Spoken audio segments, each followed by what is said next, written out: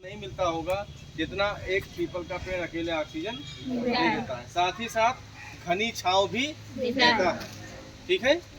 और इसकी पत्तियां देखिए, इसकी पत्तियां बहुत सुंदर पत्तियां होती हैं। अगर आप इसको सुखाएं, किसी पुस्तक में रख दें, अगर ये धीरे धीरे सूख जाएगा तो इसमें जाल जैसा होता है, काफ़ी मोटी पत्तियां होती हैं और वो जाल बहुत दिन तक सुरक्षित रह सकता है। अगर इसका ये जो हरा वाला भाग है धीरे धीरे सूख जाएगा, गल जाएगा, तो इसका जाल वाला भाग बहुत दिन तक रहता है। और बहुत सारी तरह की कलाकृतियाँ और आर्ट भी बनाया जाता है इसके पत्तों पर। अगर इसके पत्तों को थोड़ा आप सुखा लें, उस पर रंग रोगन करें, इस पर कोई चित्र बनाएं, तो इसको बना करके भी बहुत सारी कलाकृतियाँ भी पीपल के पत्तों पर बनाई जाती हैं। और विभिन्न प्रकार के मेडिसिनल लाभ भी पीपल के पेड़ के पत्तों से हैं। ठीक है।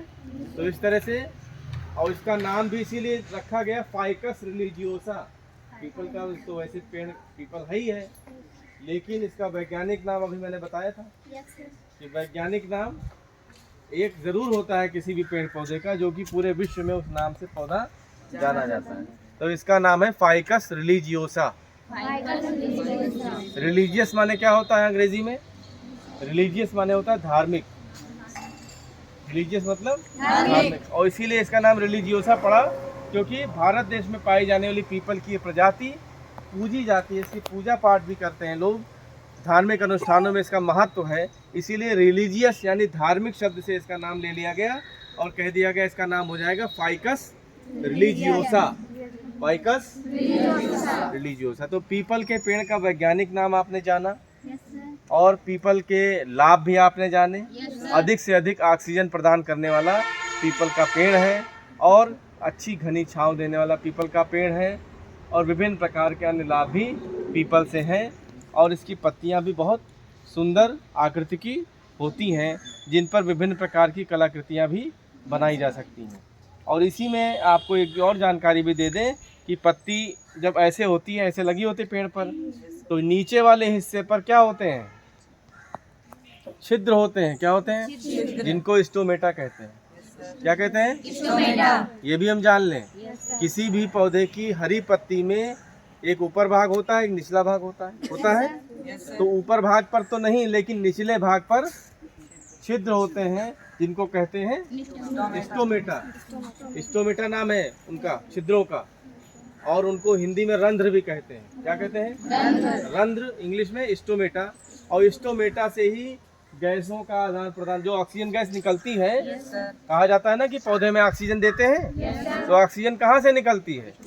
ये जो पत्ती के नीचे जो भाग है निचला, इसमें जो छिद्र है स्टोमेटा, रंध्र, उन्हीं से ऑक्सीजन गैस बाहर निकलती है। और ना ही आपको वो छिद्र दिख रहे हैं और ना ही वो गैस दिख रही है। क्यों छिद्र क्यों नहीं दिख रहे हैं?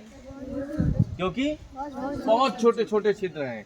अगर आप इस पत्ती का सूक्ष्मदर्शी से अवलोकन करेंगे तब आपको छिद्र दिखाई देंगे, तब दिखाई देंगे, अभी आंखों से नहीं दिख रहे हैं। ठीक है। क्योंकि बहुत छोटे छिद्र हैं स्टोमेटा।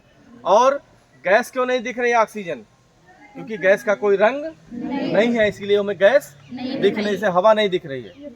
हमारे चारों तरफ हवा है, ऑक्सीजन गैस है, कार्बन डाइऑक्साइड गैस है, नाइट्रोजन गैस भी है, लेकिन ना तो हम हवा देख पा रहे हैं, ना नाइट्रोजन गैस देख पा रहे हैं, ना कोई गैस देख पा रहे हैं, क्योंकि उन गैसों का कोई रंग नहीं। अगर कोई चीज़ रंगीन नहीं होगी तो हमें दिखाई नहीं देगी।